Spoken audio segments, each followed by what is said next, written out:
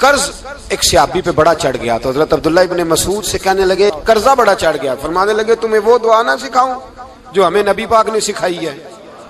فرمایا اگر تمہارے اوپر پہاڑ کے برابر بھی قرضہ ہوگا تو اللہ تمہارے قرضے کا بندوبست فرما دے گا. پر مسئلہ یہ ہے دعائیں یاد کرنی پڑتی ہیں اور پڑھنی پڑتی ہیں. یاد کرنی پڑتی ہیں اور ہم ہیں تعویذ پہ لگے ہوئے کہ کچھ لکھ کے دے دیں تاکہ باندھ لوں. دعا سکھائی نبی پاک نے. کیا فرمایا؟ اللہم اکفنی بحلالک عن حرامک واغننی بفضلک عمن سواک. فرمایا یہ دعا مانگا کرو، اے اللہ مجھے کفایت کرنے والا رزق عطا فرما اور مجھے حرام سے بچا اور مجھے اپنے فضل کے ساتھ دوسروں سے بے نیاز کر دے. یعنی اس کا سادہ ترجمہ یہ ہے کہ اللہ بندوں کا محتاج نہ کر، مجھے اپنا محتاج. فرمایا یہ دعا پڑھو ادائے قرض کے لیے. ادائے قرض کے لیے یہ دعا پڑھو. اللہ تبارک و تعالی پہاڑ کے برابر بھی قرضہ ہوگا تو تمہیں اللہ اس سے نجات عطا کر دے گا. نبی پاک صلی اللہ تعالی علیہ وسلم نے ایک حدیث میں غصے کی دعا بھی بتائی ہے. ویسے میرے خیال میں لوگوں کو غصہ نہیں آتا، آج کل غصہ نہیں آتا، لوگوں میں تکبر آ گیا ہے. اپنے سے چھوٹے پہ غصہ آتا ہے، اپنے سے تگڑے پہ کیوں نہیں آتا؟ جس آدمی نے گلی پہ خیرات مانگنے والے پہ غصہ کیا وہ ایس ایچ او صاحب پہ کیوں نہیں کرتا؟ غصہ تو غصہ ہے نا، سب پہ ہونا چاہیے، لیکن بڑا سمجھدار غصہ ہے. غریب آدمی کو دیکھ کے غصہ آتا ہے، امیر آتا ہے تو غصہ نکل جاتا ہے. تو میں تو کہتا ہوں لوگوں کو غصہ، اگر تجھے غصہ آتا ہے تو مار دیوار کے ساتھ ٹکر تیرے غصے کی سمجھ آئے. یہ کس قسم کا غصہ ہے جو غریب پہ ہی ہاتھ اٹھا رہا ہے؟ تو خدا را خیال فرما. غریبوں کے حق میں بڑا غصہ، مجبوروں کے حق میں بڑا غصہ، ماتحتوں پر. اور اگر چودھری صاحب آ جائیں تو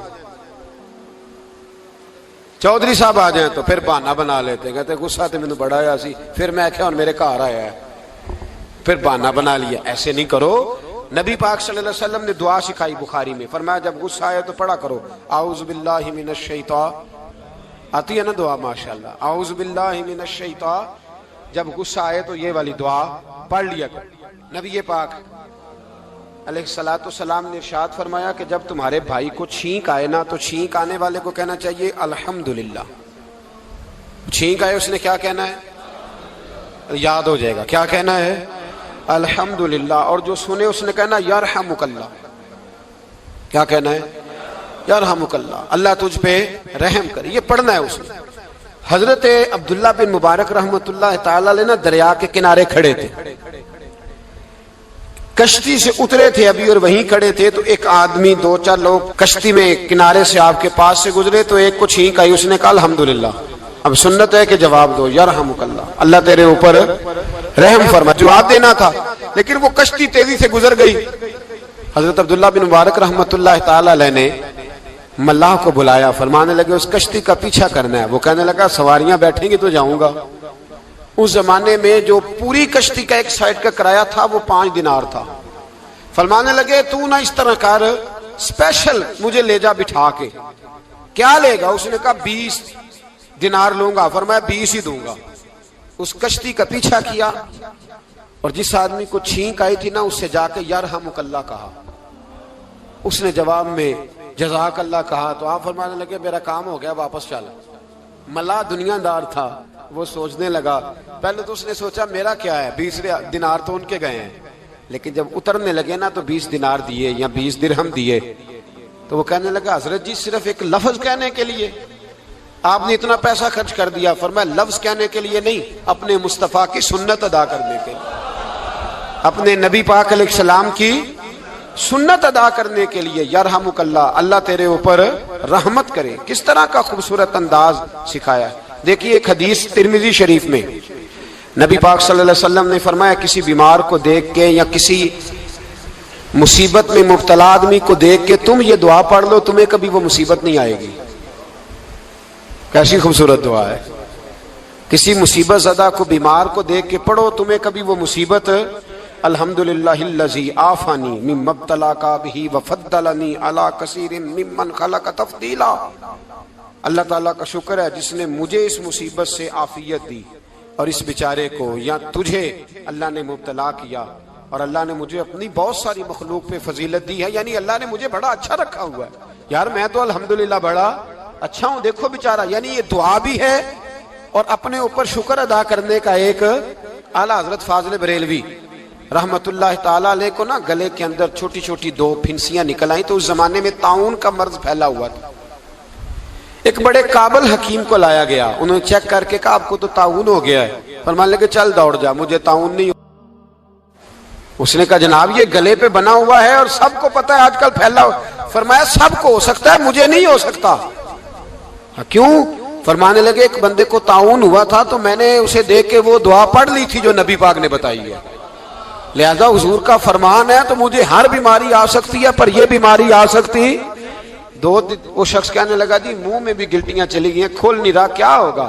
اعلیٰ حضرت نے کالی مرچ منگوائی، اسے پیس کے زبان کے نیچے رکھا تو ساری بیماری دور ہو گئی۔ فرمانے لگے بلاؤ نا ذرا اس حکیم کو جو کہتا تھا طاعون ہو گیا ہے، وہ تو صحیح ہوتا ہی نہیں اتنی جلدی۔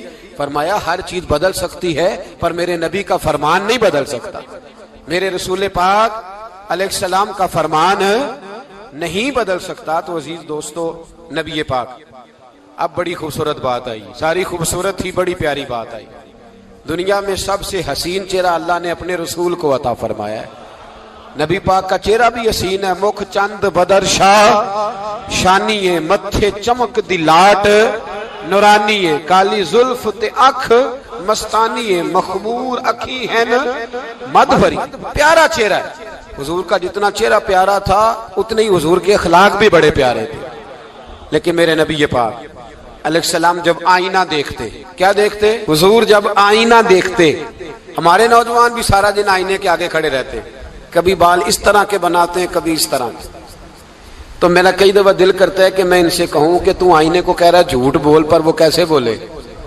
تو کہہ رہا ہے آئینے کو کہ تو کہہ سب سے پیارا تو ہی لگ رہا ہے، پر وہ کیسے بولے؟ اس نے تو سچ بتانا ہے۔ ان کو آئینہ جو دکھایا تو برا مان گئے۔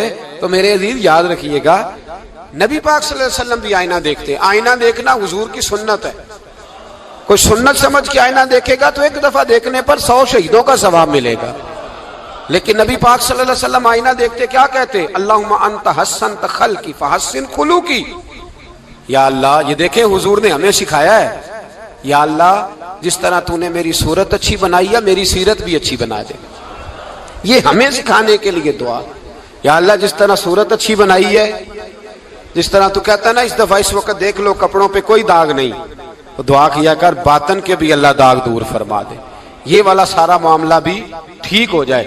آخر کی طرف آتا ہوں، فرمایا جب کھانا کھانے لگو تو دعا مانگو، اور ایک روایت میں فرمایا یہ دعا پڑھ لو، کھانے میں زہر بھی ہوگا تو تم پہ اثر نہیں کرے گا، کھانے پہ۔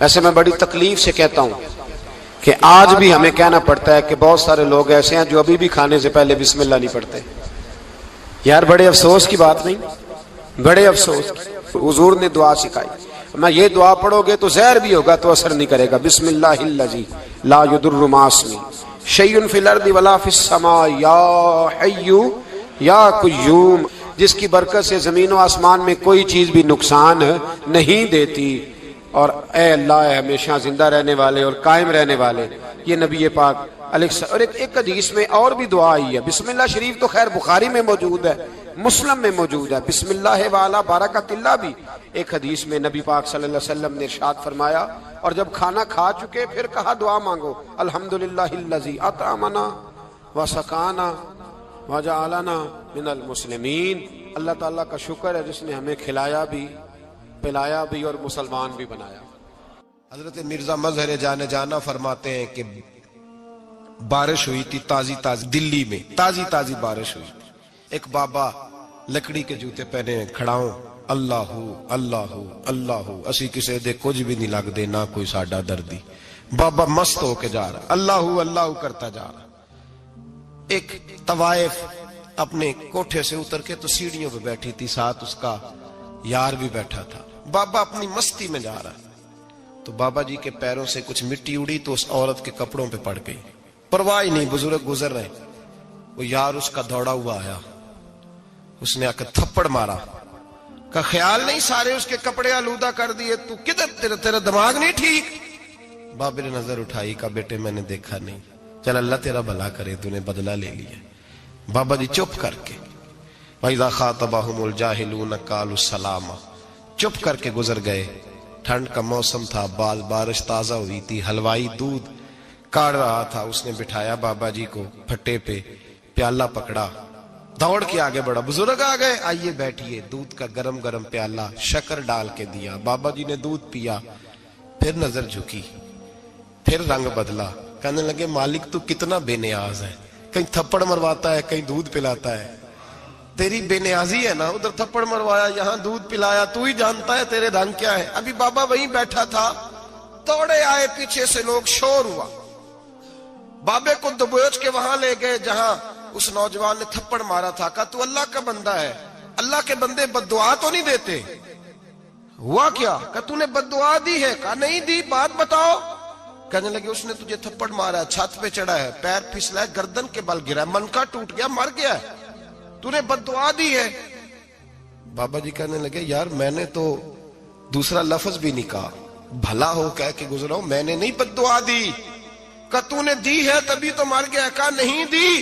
कहा बाबा तू बुजुर्ग आदमी है, सच बोल। तो बाबा जी कहने लगे सच सुनो। फिर मैं आ रहा था, मेरे पैरों से मिट्टी उड़ी, इसके यार के कपड़ों पे पड़ी, इसे बुरा लगा, इसने मुझे मारा। जब इसने मुझे मारा तो मैं कोई लवारस तो नहीं था, जब इसने मुझे मारा तो मैं कोई लवारस तो नहीं था। मुझे दुश्मनों न छेड़ो, मेरा है कोई जहां में, मैं अभी पुकार लूंगा, नहीं दूर है मदीना। इसने मुझे मारा तो मैं कोई लवारस था कि मेरा बदला कोई ना लेता। इसने मुझे मारा है तो मेरे यार को बुरा लगा तो उसने इसे मार दिया है, मेरी तो गलती कोई नहीं, यारों यारों का झगड़ा है, ये तो दोस्तों का झगड़ा है, ये तो यारों का झगड़ा है, कोई गलती नहीं मेरी, कोई गलती नहीं। खश खश जिन्ना कदर नहीं मेरा, ए मेरे साहब नू वडियाइयां, मैं ते गलियां दा रूड़ा कूड़ा, मैं गलियां दा रूड़ा कूड़ा, मैनू महल चढ़ाया है साइयां, मैनू महल चढ़ाया है साइयां। फरमाया इसने मुझे लवारस समझा था कि थप्पड़ मार के गुजर जाए, मेरा को पूछेगा ही नहीं। मेरे रसूल पाक अलैहिस्सलाम के बारे में रब फरमाते हैं अभी मैं तो तेरे होते हुए काफिर को सजा नहीं देता कि तू मौजूद है। याद रखें, हजरत फुज़ैल बिन अय्याज फरमाते हैं एक जवान था, मस्जिद में आया, लोगों से कहने लगा रोटी खिलाओ, किसी ने तवज्जो ना की। उसने कहा मैं रब रब बताने वाला हूं, मेरी तरफ देखो तो सही। किसी शख्स ने ख्याल ही ना किया। फिर उसने कहा यार थोड़ा सोचो, नमाजियों से कहा, अहले इलाका से कहा, उन्होंने कहा तेरी तरह के बड़े दरवेश देखें। मस्जिद के मेहराब में वो रब करीम का बंदा इंतकाल कर गया। जब फौत हो गया ना, लोगों का मिजाज है, बीमार को दवाई नहीं देते, जनाजे पे वक्त पे पहुंच जाते। जब कोई गिर रहा होता है तो सहारा कोई नहीं देता, जब कोई गिर जाता है, टांग टूट जाती है तो तीमारदारी को जमाना पहुंच जाता है। और बुजुर्ग, वो नौजवान अल्लाह का नेक बंदा मस्जिद के मेहराब में फौत हो गया। हजरत फज़ैल इब्न अय्याज कहते हैं इमाम साहब ने ऐलान किया चंदा दो, कोई लावारिस फौत हो गया, कफन देना। चंदा इकट्ठा हुआ, कफन खरीदा, जनाजा पड़ा, इशा के बाद दफन करके आए। फजर की नमाज के लिए जब इमाम और मुअज्जिन मस्जिद में आए तो चीखे मारने लगे, तड़पने लगे, दूर दूर तक आवाजें फैल गई, दुनिया दौड़ी आई, क्या हुआ? कहने लगे वो जो तुमने कफन पहनाया था वो यहां पड़ा हुआ है, और देखो कफन पे तहरीर लिखी है। तहरीर क्या है? अर्श के मालिक ने फरमाया मेरे दोस्त ने रोटी मांगी, तुमने दी नहीं, उसने तुम्हें मेरे करीब करने के लिए अपनी तरफ तवज्जो कराई, तुमने की नहीं, और मेरा यार तुम्हारे कफन का मोहताज था, संभाल के रखो अपना कफन, मैंने उसे जन्नत का लिबास अता फरमा दिया, संभाल के रखो, ये कोई लावारिसों का टोला है। याद रखें, जो वारिस वाले हैं, वारिस वाले उनका रंग और है, जो मानने वाले हैं उनका मिजाज और है। अपनी जिंदगी लावारिसों की तरह अल्लाह ताला अपने बंदों से बड़ी ही मोहब्बत फरमाता है। बगैर तलब के, बगैर दुआ के रिस्क, माल, औलाद, सेहत, आफियत, दोस्त, अहबाब, माँ बाप, ये सब नेमतें अल्लाह बगैर तलब के बंदों को अता फरमाता है। अल्लाह तबारक व तआला अपने बंदों के हक में रहमत वाले फैसले करता है, दरगुजर वाला मामला फरमाता है। जगह जगह कुरान मजीद में अल्लाह ताला ने अपने बंदों पर रहमत करने का जिक्र फरमाया है। ان اللہ یغفر الذنوب جمیعا، فرمایا بے شک رب تمہارے سارے ہی گناہ معاف فرما دے گا، تم نا امید نہ ہونا، وہ معاف کر دے گا تمہیں۔ قرآن مجید میں فرمایا ان اللہ بالناس لرؤوف الرحیم، بے شک اللہ اپنے بندوں پر بڑا ہی مہربان اور نہایت ہی رحم کرنے والا، رؤوف اور رحیم ہے، بڑا مہربان ہے، کرم فرماتا ہے۔ اللہ تعالیٰ اپنے بندوں سے بڑا جلد راضی ہو جاتا ہے، وہ اپنے بندوں کو بہت زیادہ مشقت میں نہیں ڈالتا، وہ اپنے بندوں سے اپنی نعمتوں کا بدلہ نہیں چاہتا، بہت سخت مشقت والی عبادتیں نعمتوں کے بدلے نہیں چاہتا، وہ بڑی جلدی رحم فرماتا ہے۔ ماں پیار کرتی ہے اپنے بچے سے، لیکن وہ ناراض بھی ہو جاتی ہے بعض چیزوں پہ، بعض معاملات اس کا دل بھی دکھاتے ہیں، بعض جگہ وہ رو کے یہ بھی کہتی ہے کہ تو نے میری محبت کا کوئی نتیجہ نہیں مجھے دیا، میری ساری کمائی تو نے ضائع کر دی۔ والد بہت ساری جگہوں پہ ناراض ہوتا ہے، شکوہ کرتا ہے، کہتا ہے میری بیماریوں کی، پریشانیوں کی، بڑھاپے کی، کمزوریاں کا سبب بیٹے تو ہی بن گیا، یہ ساری تکلیفیں تو ٹھیک ہو جائیں تو میری شاید عمر بھی بڑھ جائے، صحت بھی ٹھیک ہو جائے، میں زیادہ دیر جوان رہ سکوں۔ ناراض ہوتے ہیں ماں باپ، اسی طرح ماں باپ راضی بھی ہو جاتے ہیں، وہ بڑی جلدی راضی ہو جاتے ہیں۔ میں اکثر کہتا ہوں کہ والد کو راضی کرنے میں 5-7 منٹ لگ جاتے ہیں، اماں تو 1.5-2 منٹ میں راضی ہو جاتی ہے، ابا جی کو 5-7 منٹ لگتے ہیں، کئی دفعہ کہنا پڑتا ہے، کوئی دلائل دینے پڑتے ہیں، لیکن والدہ کے لیے تو کچھ بھی نہیں، آپ نیرا جا کے پیروں میں بیٹھ ہی جائیں، کچھ بھی نہ کریں، آپ پورا روئیں نہ، رونے والا منہ ہی بن جائے تو اماں تو نرم ہی نرم ہے، جس وقت جو مرضی آپ کرا لیں ہو گیا۔ اللہ تبارک و تعالی بلا مثال و بلا تشبیہ سمجھانے کے لیے عرض کرتا ہوں، اللہ بھی بعض معاملات میں اپنے بندوں سے ناراض ہو جاتا ہے، وہ کہتا ہے میں تکبر کرنے والوں کو پسند نہیں کرتا، وہ کہتا ہے فسادی پسند نہیں ہیں، وہ فرماتا ہے کہ راہوں میں کجی کرنے والے پسند نہیں ہیں، وہ فرماتا ہے کہ بدعہدیاں کرو گے تو میں صبح قیامت تم سے سوالات کروں گا۔ اللہ تبارک و تعالیٰ بہت ساری چیزوں کو ناپسند کرتا ہے، ناراض ہو جاتا ہے، بلکہ نبی پاک صلی اللہ تعالی علیہ وسلم نے فرمایا تم بات کرتے کرتے کوئی ایسا جملہ بول دیتے ہو کہ رب اتنا ناراض ہوتا ہے کہ تمہیں پتہ بھی نہیں ہوتا، تمہارے لیے جہنم کا فیصلہ کر دیتا ہے۔ اس لیے پہلے تولو پھر بولو، خود اپنے لفظوں کی تو تم پہرے داری کرو نا کہ میں کیا کہہ رہا ہوں، کوئی ایسا جملہ، کوئی ایسی بات وارث شاہ مان کری نہ وارثاں دا، کوئی ایسی بات نہ تمہاری زبان سے نکلے۔ اور حضور یہ بھی فرماتے ہیں کہ اس کا دوسرا پہلو بھی ہے، بعض اوقات تم بات کرتے ایسا جملہ کہتے ہو وہ اتنا راضی ہوتا ہے کہ تمہارے لیے جنت کا فیصلہ فرما دیتا۔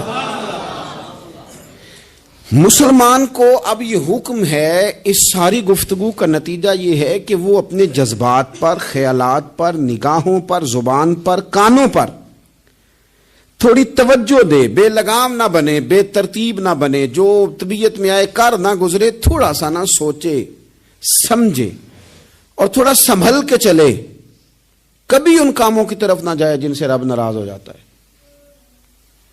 ان کاموں کی طرف بڑھے جن سے اللہ راضی ہوتا ہے۔ میرے نبی پاک صلی اللہ تعالی علیہ وآلہ وسلم نے ارشاد فرمایا، بعض احادیث میں لفظ یہ ہیں کہ اللہ اپنے بندوں کو دیکھ کے مسکراتا ہے جو اس کی شان کے لائق، جس ترتیب سے ہم مسکراتے ہیں، جس ترتیب سے ہم روتے ہیں، جس ترتیب سے ہم کسی بات کا اظہار تشکر کرتے ہیں، خدا ان باتوں سے پاک ہے۔ اب بہت ساری حدیثوں میں آیا کہ وہ مسکراتا ہے، تو کیا مطلب ہے مسکرانے کا؟ تو علماء تفسیر نے لکھا ہے مسکرانے کا مطلب یہ ہے کہ وہ بڑا ہی راضی ہوتا ہے اپنے بندے سے، بڑا راضی ہوتا ہے، یہ مطلب ہے۔ ایک تو مسکرانے کا مطلب یہ کہ وہ بڑا راضی ہو گیا، بڑا راضی ہو گیا، وہ مسکرا دیا اپنے بندے پہ، اور ایک اس کا معنی خود نبی پاک صلی اللہ تعالی علیہ وسلم نے بیان فرمایا۔ مسند امام احمد بن حنبل میں حدیث ہے، حضور سید عالم علیہ السلام سے صحابہ نے پوچھا یا رسول اللہ شہید تو بڑے لوگ ہوتے ہیں، شہیدوں میں افضل کون ہے؟ تو اللہ کے حبیب علیہ الصلوۃ والسلام فرمانے لگے وہ والا بندہ جو ڈٹ گیا تھا کافروں کے مقابلے میں، وہ ہلا نہیں، پوری طرح ڈٹ کے جو لڑا وہ شہداء میں افضل ہے۔ حضور فرماتے ہیں وہ جنت کے بالا خانوں میں سیر کرے گا اور رب اسے دیکھ کے مسکرائے گا. رب اسے دیکھ کے مسکرائے گا. اللہ تعالیٰ مسکراتا ہے اسے دیکھ کے. اور اگلے جملے میں حضور نے وضاحت کر دی, فرمایا جب رب دنیا میں کسی پر مسکراتا ہے نا تو اس کا معنی یہ ہے کہ قیامت میں پھر اللہ اسے حساب کوئی نہیں لے گا. جس پر اللہ دنیا میں مسکرا دیا اس سے کوئی حساب, تو وہ کام ڈھونڈنے چاہیے نا جس سے اللہ مسکرائے. ویسے کبھی ہم ایسا کرتے ہیں کہ نہیں کہ کسی کو راضی کیا جائے؟ یہ کام ہم کرتے ہیں کہ ہماری کمپنی کا جو سربراہ ہے وہ ہم سے راضی رہے. جس ادارے میں ہم پڑھاتے ہیں اس ادارے کا بڑا ہم سے راضی رہے. یہ کرتے ہیں ہم, اس کے لیے کچھ نہ کچھ ہیلے بہانے ہم کرتے ہیں. برادری, قبیلہ, علاقہ, بستی, لوگ کسی طریقے سے ہمارے ساتھ مطمئن رہیں, کرتے ہیں نا یہ سارے کام. اس میں تھوڑی مشکل بھی ہمیں آتی ہے لیکن کرتے ہیں. کیا کریں, گھر میں بھی کئی دفعہ ایسا ماحول بنانا پڑتا ہے. چلیں ایک اور میٹھی مثال دیتے ہیں, زیادہ سمجھ میں آئے گی. چھوٹا بچہ خوش رہے, آپ اس کے لیے محنت نہیں کرتے. وہ چھوٹا ہے, اس کو خوش کرنا فرض ہے ابا پہ, لیکن وہ کہتا ہے کہ میں نے موٹر سائیکل لینا ہے. چھوٹا ہے, چلا ہی نہیں پائے گا, تو ابا پھر اسے راضی کرتا ہے, کہتا ہے بیٹے چھوٹا سائیکل لے لے, چل میں تجھے اڑانے والا جہاز لے دیتا ہوں. مقصود کیا ہے کہ اس کو ناراض نہیں کرنا, یہ روئے نہ, اس کا دل نہ ٹوٹے. ہو یارو سنو نا میں کیا کہہ رہا ہوں. اگر چھوٹے بچے کے لیے وہ چیزیں ڈھونڈتے ہو, میرے ابا جی نا اپنے نواسے کے لیے کھلونا لے کے آئے تو بچہ بڑا ہی کھیلا, تو ابا جی کہنے لگے لو پیسے پورے ہو گئے میرے. بچے کو پسند بڑا ہے نا, پیسے پورے کر چھڑے نے, دیکھو نا جی کتنا اس کو راضی ہوا ہے. تو انسان کیا کرتا ہے کہ کوشش کرتا ہے, چھوٹا بچہ بھی ناراض نہ ہو تو وہ چیزیں وہ ڈھونڈتا ہے کہ اس کو کیا پسند ہے. چاکلیٹ لے جاؤں, فلاں چیز لے جاؤں, آئس کریم لے جاؤں. تو ایک بچے کے لیے, گھر کے لیے, سربراہ کے لیے اتنی محنت کرتے ہو, تو وہ کام بھی ہمیں ڈھونڈ کے تلاش کرنے چاہیے نا جس سے رب راضی ہوتا ہے, اللہ راضی ہوتا ہے. بتاؤں وہ کون کون سے کام ہیں؟ نبی کریم صلی اللہ تعالی علیہ وسلم نے ارشاد فرمایا 3 لوگ ہیں جنہیں دیکھ کے رب مسکراتا ہے. یا رسول اللہ صلی اللہ علیہ وسلم وہ کون کون سے؟ تو محبوب فرمانے لگے, ایک وہ بندہ ساری مخلوق سوئی ہے, آدھی رات ہے, رات کا پچھلا پہر ہے, اس نے اٹھ کے وضو کر لیا, مصلی پہ کھڑا ہو گیا خدا کی یاد میں. فرمایا اسے دیکھ کے رب مسکراتا ہے جو اس کی شان کے لائق ہے. مسکراتا ہے اللہ. یہ تو سونے کا ٹائم تھا, یہ تو گہری نیند آنے کا وقت تھا, رات کا پچھلا پہر. رات پوے تے بے درداں نو نیند پیاری آوے, تے درد منداں نو یاد سجن دی ستیاں وی آن جگاوے. اور ساون کی کالی راتوں میں جب بوندا باندی ہوتی ہے, وہ راتوں کو اٹھ اٹھ روتے ہیں جب خلقت ساری سوتی ہے. اللہ مسکراتا ہے. اور سننا میرے بھائی, میرے نبی پاک صلی اللہ تعالی علیہ وسلم فرماتے ہیں جب مسلمان نماز کے لیے صفیں بناتے ہیں نا, ترتیب لگ رہی ہوتی ہے, اب اللہ کی بارگاہ میں کھڑے ہوں گے, قیام کریں گے, رکوع کریں گے, سجود کریں گے. فرمایا جب مومن صفیں بناتے ہیں تو رب دیکھ کے مسکراتا ہے, مسکراتا ہے. کمال ہو گئے عروج بندگی کا, جب بندے کو دیکھ کے رب مسکرائے. خدا بندے سے خود پوچھے بتا تیری رضا کیا ہے, مسکراتا ہے. اور میرے نبی پاک علیہ السلام فرماتے ہیں جب مجاہد جہاد کے لیے صفیں سیدھی کرتے ہیں, آج تو یہ رب کے نام پہ مرنے ہی آ گئے, یہ صفوں میں کھڑے ہوں گے, ترتیب سے لڑیں گے, ترتیب سے گلا کاٹیں گے کافروں کا یا شہادت لیں گے. فرمایا جب جہاد کے لوگ صفیں بناتے ہیں تو رب انہیں دیکھ کے مسکراتا ہے. کتنے نصیبوں والا وہ بندہ ہے جسے دیکھ کے مسکرا دیا. او یار کبھی تیرا بیٹا تیرے سامنے مسکرائے نا چھوٹا, تو تیرا دل باغ باغ ہو جاتا ہے. تیری ماں بیمار کسی ایک دن صحیح طرح ہنس پڑے تو طبیعت خوش ہو جاتی. مجھے بتاؤ نا جس کا رب بھی اسے دیکھ کے ہنس پڑے, جو اس کی شان کے لائق ہے, کیا اس بندے کے نصیبیں ہیں, کیا اس کے مقدر ہیں. آپ اس مقام پر اپنے آپ کو لائیں. اب دیکھیں نا یہ حدیث آپ نے سن لی, اب ہم نے نا اس طرح صفحے نہیں بنانے جس طرح ساری دنیا, اب ذرا صفحے بھی شوق سے بنائیں گے. اب ذرا تھوڑا سا شوق پیدا کریں گے, بھئی یہ تو میں وہ کام کرنے لگا ہوں جسے دیکھ کے رب مسکراتا ہے. نبی پاک صلی اللہ علیہ وسلم نے فرمایا جب کو بندہ توبہ کرتا ہے نا, ہم توبہ کا رٹا لگاتے ہیں، یا اللہ میری توبہ، یا اللہ. اور توبہ کا تو مطلب یہ ہے کہ پچھلے گناہوں سے پکی توبہ، آج کے بعد یہ غلطی نہ کرنے کا پکا وعدہ. تو نے ساری شب برات رو کے گزاری ہے، بتا سویرے جھوٹ جوڑنے کا ارادہ ہے تیرا؟ آج کے بعد رشوت تو نہیں نہ لے گا، ملاوٹ تو نہیں نہ کرے گا، یہ توبہ ہے. اور اگر سارے کام اسی طرح کرنے تو پھر یہ توبہ کا رٹا ہے، تو جتنا مرضی لگاؤ. حضرت علی بن ربیعہ رضی اللہ تعالیٰ عنہ فرماتے ہیں میں مولا علی کے ساتھ تھا، مقام حرہ کی طرف جا رہے تھے، حضرت علی نے ہاتھ اٹھا کے دعا مانگی ہماری تعلیم کے لیے، ورنہ حضرت علی ہم صحابہ کو محفوظ عن الخطا تو مانتے ہیں نا. ہاتھ اٹھا کے کہا اے اللہ ہمارے گناہ بخش دے، تیرے علاوہ کوئی معاف کرنے والا نہیں. اور پھر حضرت علی آسمان کی طرف دیکھا اور دیکھ کے نا حضرت علی بن ربیعہ کو تو مسکرائے.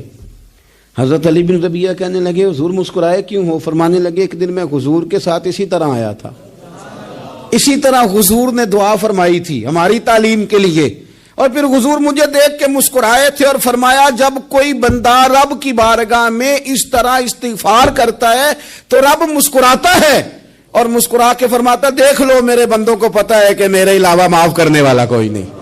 انہیں پتا ہے، تم اس کی بارگاہ میں رجوع تو لاؤ، آؤ تو صحیح دو آنسو لے کر. اقبال کہتے ہیں کہ موتی سمجھ کے شان کریمی نے چن لیا، قطرے دو گرے میرے ار کے انفال کے. دو میں نے آنسو بہائے تھے تو اس کے کرم نے تو موتی سمجھ کے چن لیے.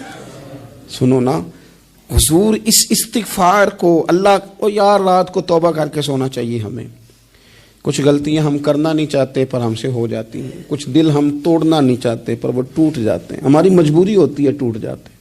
رات کو اس کی بارگاہ میں ہاتھ باندھ کے کشکول طلب دراز کر کے خوب استغفار پڑھنا چاہیے کہ مالک بندے ہیں نا کیا کریں، نفس کا ساتھ ہے، دنیا کا ساتھ ہے، خواہشات نفسانیہ، مالک معاف کر دے.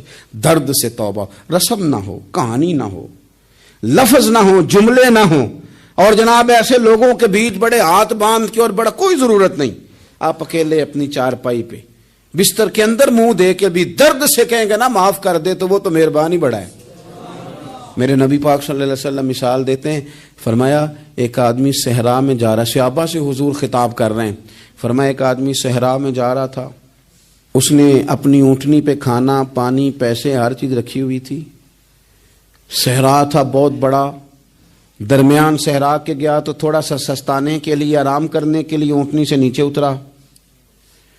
اب اس نے اونٹنی کی لگام، اونٹنی کی نکیل اپنے سرہانے کے نیچے رکھی، ہاتھ کے ساتھ پکڑی اور سو گیا. تھوڑی ہی دیر کے بعد جب اس کی آنکھ کھلی تو دیکھا اونٹنی غائب ہے. صحرا میں وہ پیدل نہ آگے جا سکتا ہے، نہ پیچھے جا سکتا ہے، نہ دائیں نہ بائیں، کھانے کو روٹی نہیں، پینے کو پانی کا قطرہ نہیں، تھوڑا ادھر بھاگا ادھر بھاگا، تھک گیا. کریم محبوب فرماتے ہیں وہ پوری طرح نڈھال ہو گیا اور مایوس ہو گیا، معاذ اللہ. مایوس ہو کے دوبارہ اسی جگہ آ کے لیٹ گیا جہاں پہلے لیٹا تھا. انتظار کرنے لگا کہ اب موت ہی آئے گی، آخری وقت ہے، اب نہ میں پیدل یہ صحرا کراس کر سکتا ہوں، نہ پیچھے جا سکتا ہوں، نہ کھانا ہے نہ پانی ہے، سوائے موت کے کوئی سہارا نہیں. حضور فرماتے ہیں وہ رستے میں دوبارہ لیٹ گیا. اچانک اس نے رخ بدلا تو اونٹنی سامنے کھڑی تھی. حضور نے صحابہ سے پوچھا بتاؤ نا اسے بھلا کتنی کو خوشی ہوگی؟ یا رسول اللہ جسے نئی زندگی مل گئی ہے. آپ دیکھیں نا سارے ڈاکٹروں نے کہہ دیا کہ اس کے تو گردے میدا جگر ہر چیز ختم ہے، گھر لے جاؤ خدمت کرو، ہر طرف پریشانی ہے. وہ بندہ بھی سمجھ گیا ہے کہ آخری وقت آ گیا، کل جاؤں پرسوں جاؤں، تیاری ہو گئی، سب لوگ آ گئے، باہر والے بھی آ گئے.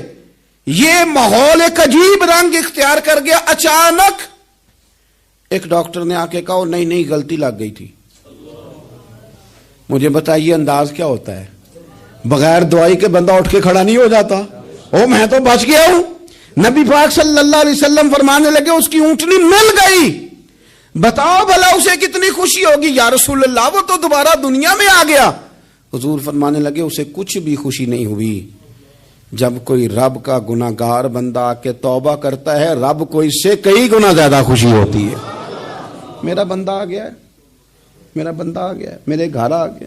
اس نے آنسو بہائے ہیں اس نے کہا اللہ میں تیرا ہی ہوں، تیرا ہی رزق کھاتا ہوں، تیری ہی زمین پہ رہتا ہوں، تیرے نام سے میری سانسیں چلتی ہیں. وہ آ گیا. فرمایا اس اونٹنی والے سے زیادہ رب کو خوشی ہوتی ہے جب گناہگار آ کے توبہ کرتے. گناہگاروں کے آنسو اس کی بارگاہ میں بڑے مقبول ہیں، لیکن ہم رسم ادا کرتے ہیں، توبہ نہیں کرتے. ہم اپنے آپ کے ساتھ دھوکہ کرتے ہیں، جھوٹ بولتے ہیں. ہم بندہ کوئی ناراض ہو جائے تو ہمیں کو نہیں نیند آتی، اس کے گھر چلے جاتے ہیں. ہم اپنے سارے رشتوں کو، تعلقات کو مینٹین کر کے رکھنے کے عادی ہیں. ہمیں پتہ ہے کہ وہاں میں نہیں جا سکا تو بیٹا بھیجتا ہوں، فلاں شادی پہ میں نہیں جا سکا تو بھتیجا بھیجتا ہوں، بھائی بھیجتا ہوں. ہر تعلق کا ہم نے خیال رکھا کوئی روٹھ نہ جائے. لیکن کمال ہے نا، یہ نہیں سوچا کہ اگر رب روٹھ گیا تو جب وہ روٹھ جائے نا تو سارے رشتے بھی بندے کے پاس موجود ہوں تو کوئی کارآمد نہیں ہوتا. پھر کروڑوں روپیہ جیب میں ہوں تو ڈاکٹروں کی دوائیاں اثر نہیں کرتی. وہ روٹھ جائے تو پھر انسان اس طرح سے پھسلتا ہے کہ بڑے بڑے اس کے پاس دروازے ہوتے ہیں پر کسی جگہ اس کا ہاتھ نہیں لگتا.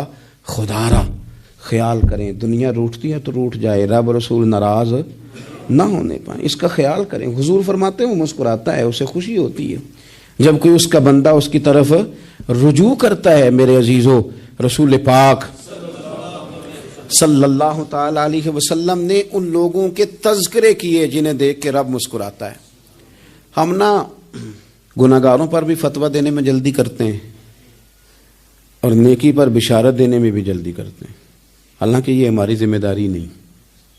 پتہ نہیں اللہ تعالیٰ کس کو کب توفیق توبہ دے کے اپنے قریب کر لے، لیکن بڑی جلدی ہے، بڑی جلدی فتویٰ دینے میں. اور یہ فتویٰ صرف مفتیوں کا نہیں رہ گیا، یہ میری طرح کے، آپ کی طرح کے ڈھیروں لوگ ہیں جنہوں نے جیبوں میں فتوے ڈالے ہوئے. بھئی آپ نے کیوں ذمہ داری لے لی ہے جنت میں داخل کرنے کی اور نکالنے کی؟ یہ تو میرے رب کریم کا کرم ہے، وہ جس کو چاہے جب چاہے جتنا چاہے عطا کرے. لیکن کچھ لوگ نا بڑے پکے ہو گئے ہیں کہ شاید جو میں سوچ رہا ہوں وہی درست ہے. کبھی کبھی کچھ چیزیں عجیب بھی ہوتی ہیں، لہذا خدا کی رحمت پر بھروسہ کر کے بات کرنی چاہیے. اپنی مرضی کے فتوے نہیں داغنے چاہیے. وہ دیکھو جی فلانا بندہ یوں کر رہا ہے، آپ کو پتہ ہی نہیں پوری بات کا، آپ کو علم ہی نہیں پوری بات کا. حضرت بہاءاللہ نقشبند بخاری رحمت اللہ علیہ فرماتے ہیں میں حج کرنے گیا تو وہاں میں نے ایک آدمی کو کروڑوں کا کاروبار کرتے دیکھا تو میرے دل میں خیال ہے یہاں بھی اللہ اللہ کرنی چاہیے تھی، دنیا داری کر رہا ہے. لیکن فرماتے ہیں حج سے فارغ ہوئے تو میں نے دیکھا وہی بندہ سارا کچھ رب کی بارگاہ میں خیرات کر رہا ہے اور سینکڑوں غریب حاجی ہیں جن کو پورے پورے خرچے دے رہا ہے. تو میں نے وہیں اپنی سوچ سے توبہ کی کہ میں کہاں تھا. بڑی جلدی کھڑے نہ ہو جائیں. حضرت حسن بصری رحمت اللہ تعالی علیہ ارشاد فرماتے ہیں کہ میں دریا کے کنارے گیا تو وہاں میں نے ایک شخص کو دیکھا، وہ اپنی ایک خاتون کی گود میں سر رکھ کے بیٹھا اور قریب ایک بوتل بھی پڑی ہے. میرے دل میں معاذ اللہ خیال آیا کہ دیکھو کس انداز میں ایک عورت کے ساتھ یہ ہے اور پاس بوتل بھی پڑی ہے، جانے شراب ہے. کہتے میں سوچ ہی رہا تھا کہ اچانک کی کشتی آ رہی تھی دریا میں، وہ ہجکو لے کھائے، کشتی میں 4-5 لوگ تھے، وہ دریا میں ڈوبنے لگے.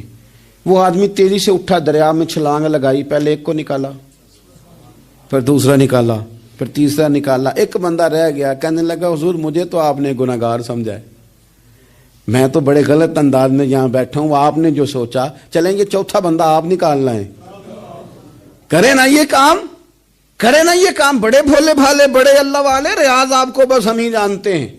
اتنی جلدی فتویٰ. حضرت حسن بصری فرماتے ہیں میں پشیمان ہوا، میں نے کہا مجھے تیرنا نہیں آتا، تو دیر نہ کر، چوتھا ڈوب نہ جائے. کرتے اس نے چھلانگ لگائی، چوتھا بھی نکال لایا اور کہنے لگا حضرت آپ نے جلدی کی سوچنے میں، یہ بی بی میری ماں ہے اور یہ سرکے کی بوتل ہے. ہم ماں بیٹے کا یہ مشغلہ ہے کہ یہ وہ جگہ ہے جہاں آ کے لوگ مسافر اترتے ہیں اور یہاں سے کسی کا گھر 100 میل ہے، کسی کا 200 میل ہے. ہم صبح سرکہ کھجوریں روٹیاں لے کے یہاں آتے ہیں، مسافروں کی نوکری کرتے ہیں، کوئی پریشان ہو تو مدد کرتے ہیں. حضرت خواجہ حسن بصری فرماتے ہیں میں نے معافی مانگی، ان سے بھی مانگی، رب سے بھی مانگی. انہوں نے مانگ لی نا بزرگ تھے، پر ہم کو نہیں تیار مانگنے کو. ہم ہر وقت بدگمانیاں، وہ فلانا فلانے جرم کرتا تھا میں اسے اب کیسے نیک مان لوں. بھئی اب وہ نمازی ہے، خدا کے گھر آتا جاتا ہے، اب اب اللہ کی بارگاہ میں حاضر ہوتا ہے، جب رب نے معاف کر دیا تو بھی سوچ بدل جا۔ سنیں حضور کیا فرماتے ہیں، نبی پاک صاحب الاخلاق صلی اللہ تعالی علیہ وسلم فرماتے ہیں، مسند امام احمد بن حنبل دیکھیے، فرمایا رب اس وقت بڑا ہی مسکرائے گا جب قاتل بھی جنت میں جائے گا، مقتول بھی جنت میں جائے گا۔ یا رسول اللہ مقتول تو گیا، یہ قاتل کیسے چلا گیا؟ حضور فرماتے ہیں جائے گا، اور جائے گا اور رب مسکرائے گا جو اس کی شان کے لائق ہے۔ یا رسول اللہ کس طرح؟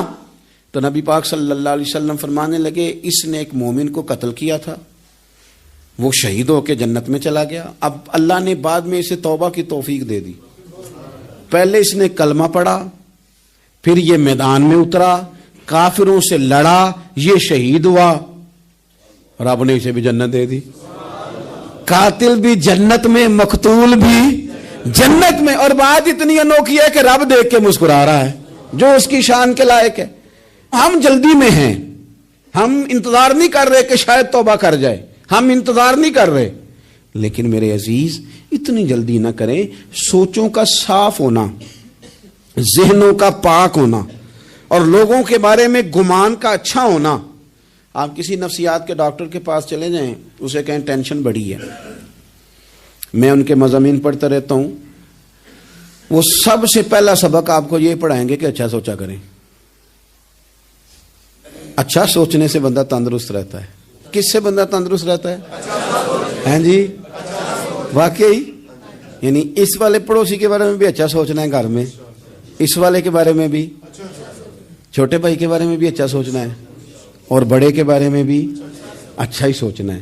یعنی اپنی برادری قبیلے کے بارے میں بھی اچھا سوچیں، جو قبیلے کا نہیں اس کے بارے میں بھی چلیں تھوڑا سا اچھا سوچ لیں۔ اپنے بارے میں تو اچھا سوچا ہے بڑا، میں کہتا ہوں کہ ہم اپنی غلطیوں سمیت اپنے آپ سے بڑا پیار کرتے ہیں، اور دوسرے کی ایک غلطی نظر آ جائے تو ہمیں گھین آنے لگ جاتی ہے۔ آپ جلدی نہ کریں، مالک نے موقع دیا ہے بندوں کو، نہ وہ کسی کا رزق چھین رہا ہے، نہ سانسیں چھین رہا ہے، وہ اپنی زمین پہ چلنے بھی دے رہا ہے، رہنے بھی دے رہا ہے، تو جب اس نے موقع دیا ہے آپ بھی تھوڑا موقع دیں۔ اللہ بڑا کریم ہے، دروازے کھولے گا، اس کے بندے اس کی بارگاہ تک پہنچیں گے۔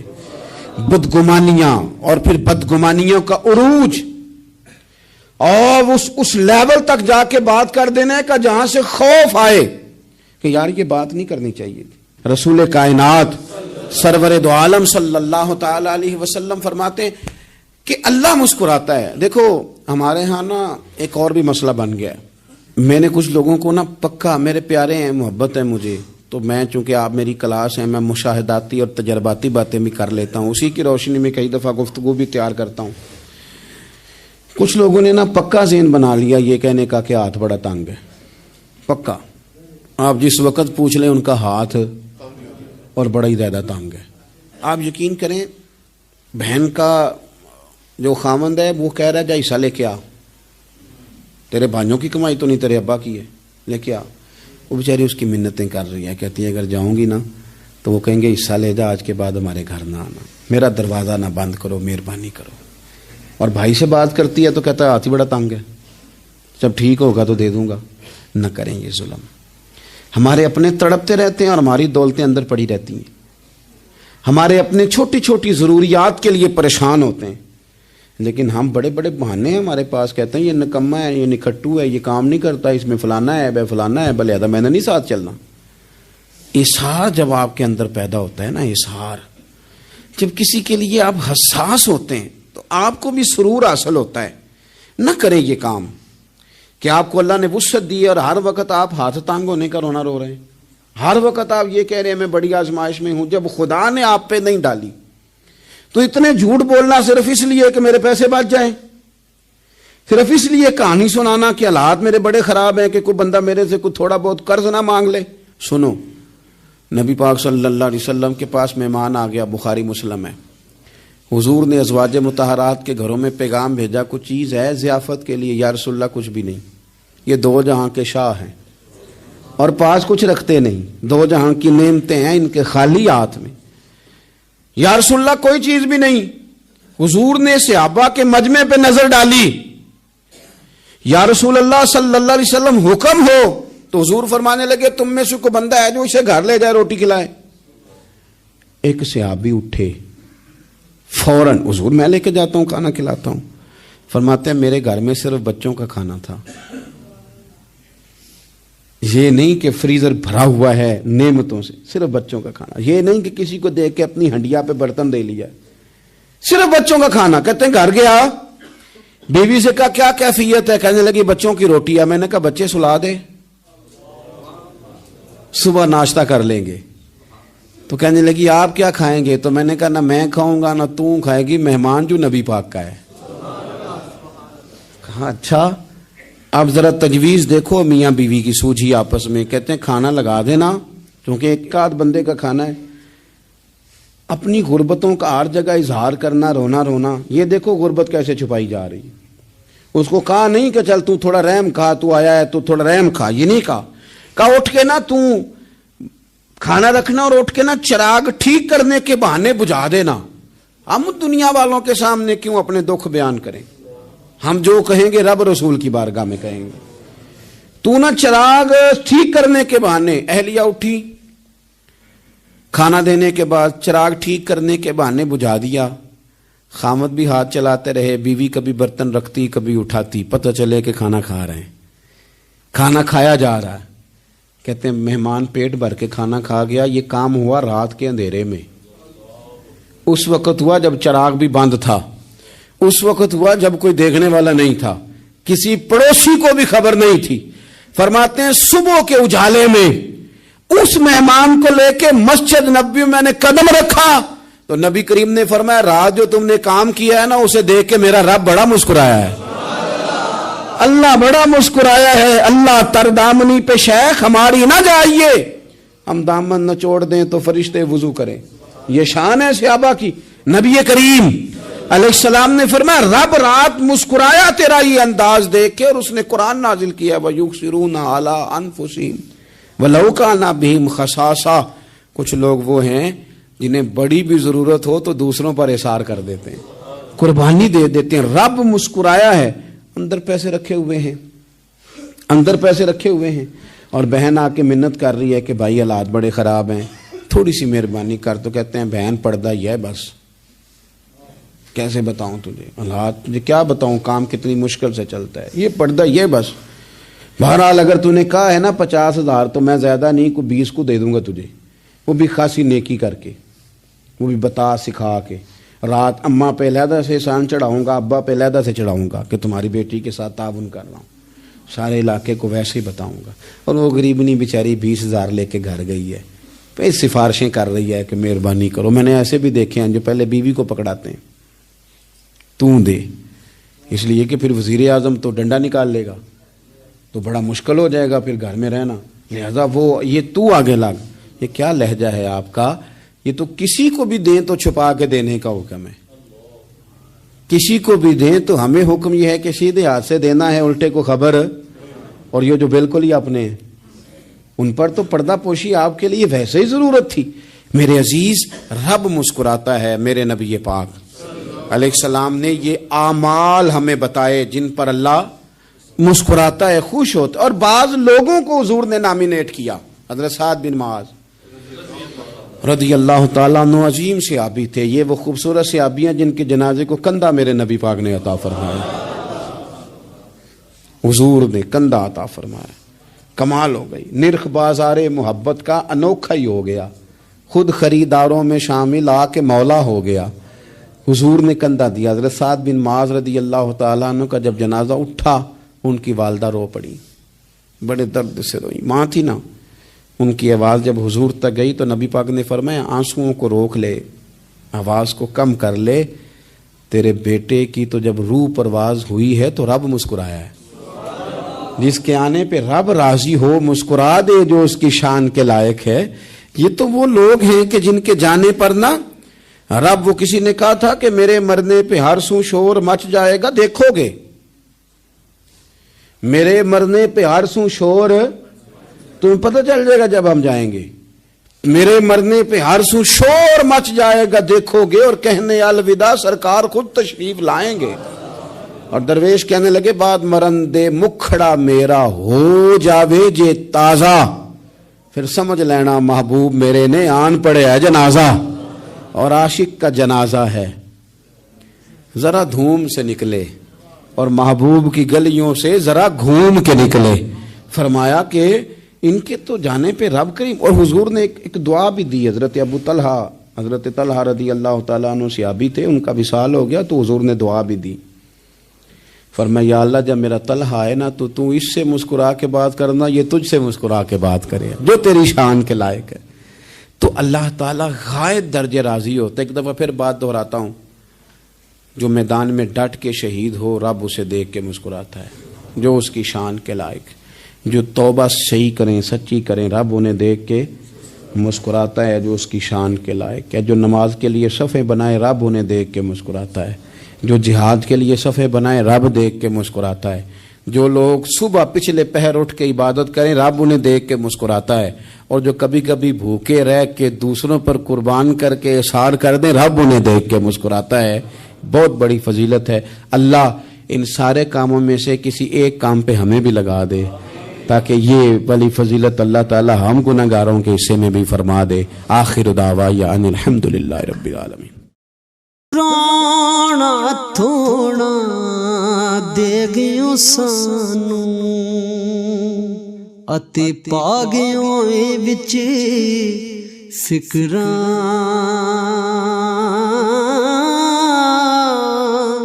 پاٹی لیر پرانی وانگوں تے ٹنگ گیوں وچ ککراں